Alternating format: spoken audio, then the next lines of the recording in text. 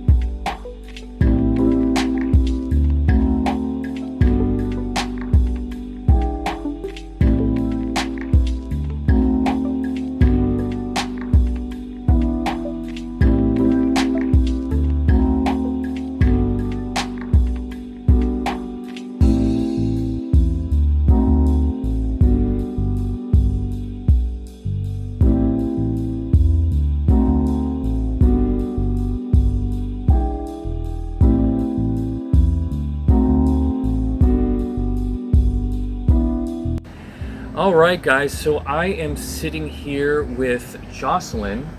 Do you want to Hi. introduce yourself to the YouTube? Okay. I'm Joselyn from Costa Rica, Pura Vida, and I live in Japan right now. I do some modeling and tour guiding.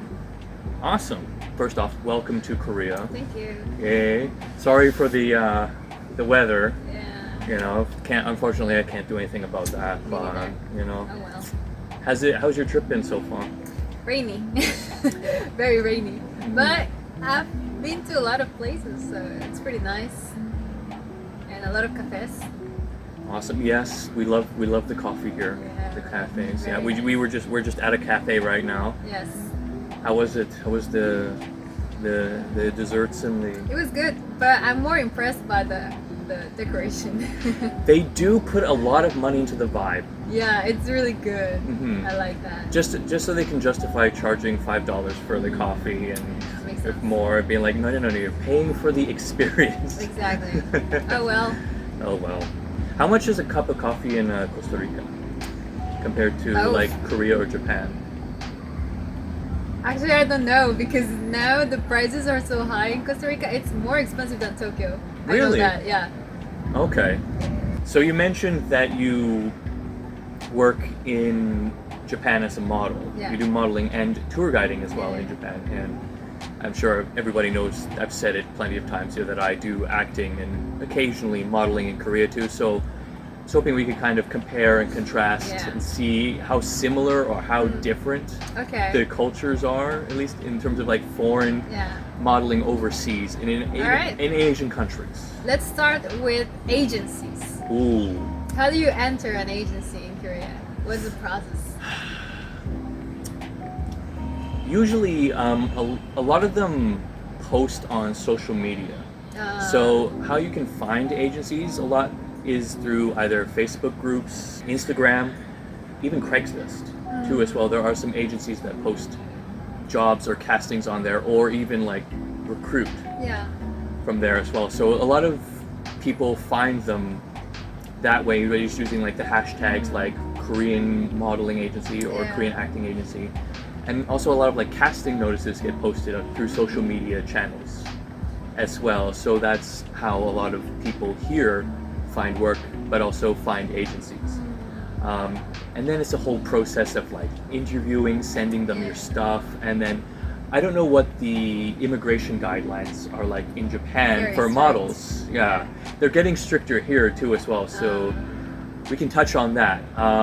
More recently now, they want to see people with previous experience when they're applying for the visa. So you need to prepare like a lot of like headshots, model shots, and stuff like that, and make sort of like a comp card or portfolio that you can send in to whatever talent agency, but also so you can show immigration, like, hey, I've worked before, I have some like minimal experience, Yeah. right? And then before you can even like be considered for a model or talent visa. That wasn't always the case, but now they've really like cracked down on that and be like, okay, we Makes want sense. people with some experience that are applying for this job? In Japan, it's actually very easy, but I think it's gonna start changing too because it's getting a lot of competition lately. So in Japan, it's very easy to enter an agency. The way I did it was look it up on Google, foreign talent agencies, and a bunch of names came up, and I just applied the first one I saw. And then like I realized that for you, in order to actually get a good modeling jobs, you cannot join just one agency. You have to join several agencies. Oh, Like yeah, freelance. for sure. Yeah, Yeah. freelance work. Like that's how you make it here too, as well. Yeah. Like unless you've lucked out and you've somehow managed to get into like one of the top tier Yeah. agencies here in Korea, where they just like job hunt for you and find you all the best jobs. Yeah. You generally have to find your own work through other agencies too, through freelancing Yeah. as well. And about how strict they are, well, it really depends. Like Japan visa is messed up. It's so strict. There's so many visas too. So like what full-time models get is the entertainer's visa. If you have that, you can do all kind of talent jobs. The ones that do modeling and don't have that visa are either students with the permit of immigration to do part-time jobs. So you can do any part-time except for obviously like bars and hostess and things like that. Those are forbidden. But The kind of like adult entertainment yeah, sort of stuff. kind of night jobs. Yeah, okay. Like, yeah. So for a student, those are forbidden. It doesn't matter your age. Like those are forbidden. But you can work as a model. That's part-time. And the other way is like getting any other visa and ask for a special permission, which is what I did, from immigration in order to do modeling on the side. Okay. Yeah. So that's what I have. Yeah, so generally just get permission for for jobs that might be outside of the normal scope. Yeah. Okay. Exactly. Okay, that's cool. How would you describe your experience working in Japan so far? Like, how long have you been modeling professionally in Japan? Like 4 years. Honestly, when I started, I had zero experience. I didn't know anything of modeling. And You didn't do any back home in Costa Rica? nothing. I never thought actually I could be a model. But when I got to Japan, a lot of Japanese people, the first thing they asked me was like, "Ah, model-san desu ka?" Like they asked me, "Are you a model?" And I'm like, "Me with this face? Nah, I'm not a bunch." Yes, you with that face. Are you kidding me? So yeah, like I heard so much, and I was like, should I try modeling? Like, so I did it, and like Why not? Yeah. yeah. And when I got into the agency, I didn't understand how the system worked. So like they asked me for pictures. So when you join an agency in Japan, first you send your pictures, and they contact you back if they like your pictures, and they ask you to come to the agency. And in the agency, they're gonna take your measurements, and then they're gonna make your composed car and take pictures of you, like like 360 degrees pictures, Okay. bust up and close up and all that. 90 degrees, 45 degrees, and a video everything too. else. Yeah. So they do that. When I joined, they told me you have to send more pictures because the ones you send are not good. You know, because I didn't have professional pictures from a photographer because I didn't know, and I didn't know any photographers back then. So like I just sent a selfie, kind of like that, you know. Right. Okay. So yeah. Anyways, I started really bad. Like I didn't know how to start. And then the managers told me, like, if you want to get jobs, you need to get better pictures. You need to, have like a more professional kind of like close-ups and headshots and all those things. I was like, oh, okay. And that's when I started like hanging out with photographers and trying to go to photo walks, and that helped a lot. And I could send new pictures, and I started getting modeling jobs. So at the beginning, I didn't know all that, and I joined just one agency. Of course, if you join one, you don't get many offers. And I didn't have pictures either, so like probably 6 months passed by, and I had absolutely nothing. And I was a student too, so I could not really apply to jobs. So yeah, I was like, no, this is not gonna work. But then like I got an extra job, and I started as an extra. I did 2 jobs, and then I got a really big job. I cannot say because NDA, but it was a car company, Japanese car company, and that was my breakthrough, maybe. Yeah, that was probably my first audition ever too. So I got my first audition, and I didn't know what the audition process was either, and I was so confused because it was COVID times. And my first audition, and I didn't understand. They just gave me a paper, and I was like, okay, what do I do with this? You know, like in the paper you had to write your measurements, and they take some Polaroids, and you know, they call you and they tell you to do certain things.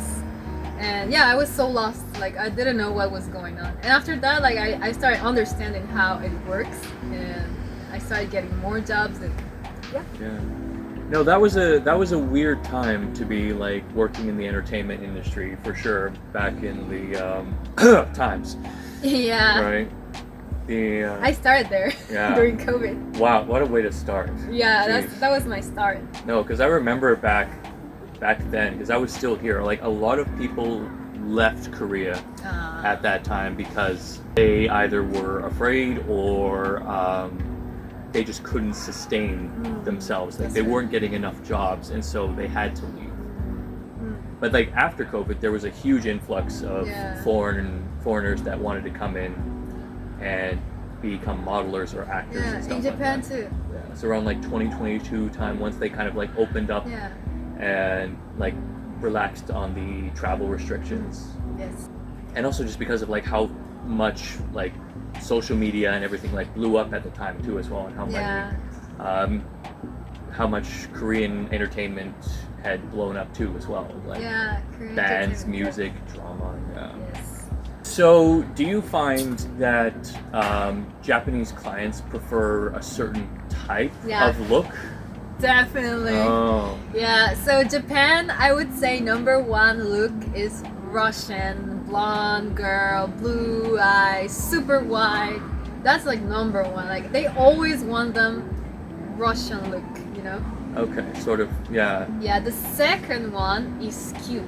But cute, like super white skin and like brown hair and super big eyes. I don't know if you know purikura. Okay. Yeah. Something like that. So okay, so more like that cute, kawaii sort of like image, kawaii. and then They love the kawaii. They don't like sexy girls. They don't like sophisticated. No. They like kawaii or blonde. Okay. It also, of course, she has to have like a nice features, because I know a lot of blonde girls with blue eyes that they don't get many modeling jobs, and it could be because their features are kind of rough. They're not cute. You know, like they like certain features. I don't know Korea, but Japanese like so it's like face shape too as well. And like kind of that you want to squish kind of thing. Okay. Yeah. So like softer. Yeah. Less angular, because here here Koreans love like the V line though. Japanese, I think they like round, like. Okay. Kind of like. That's cute. interesting. Because here they'll do crazy things to try and get like that nice V line here. Yeah. They got like the face massagers, like the rollers that they just go to like do that. They have like the jawline surgeries too as well. In Japan, that's the thing. Like a few people are, but like they just want to have big eyes. They're obsessed with the eyes. Right, like eye surgery is like huge too as well. So they get like a lot of like the double eyelid stuff too. Okay. But usually like I did notice that Japanese people like short hair with bangs. They love that. Yeah, that like is interesting. not short, but like maybe around here. So shoulder length, yeah. Yeah, kind of. Okay.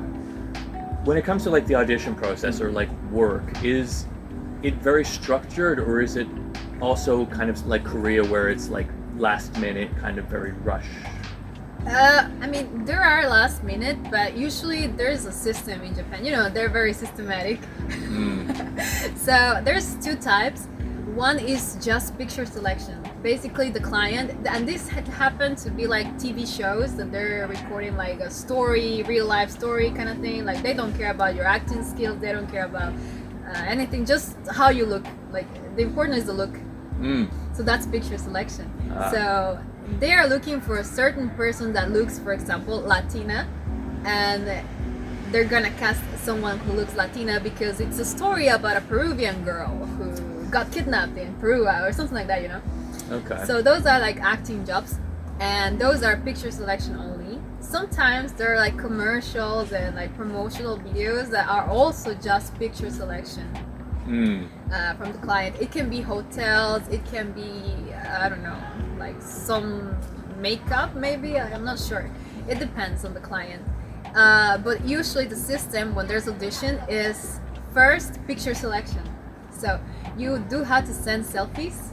They have your composite card and they ask you for selfies, so you send them, and then the client sees a bunch of pictures and they choose like, oh, I want this and this and this and this to come to the audition. However, sometimes auditions are like 100 people, 200 people, so it's a lot of people on the audition. And then in the audition there's like always a camera. They're either recording or taking pictures depending on the jobs.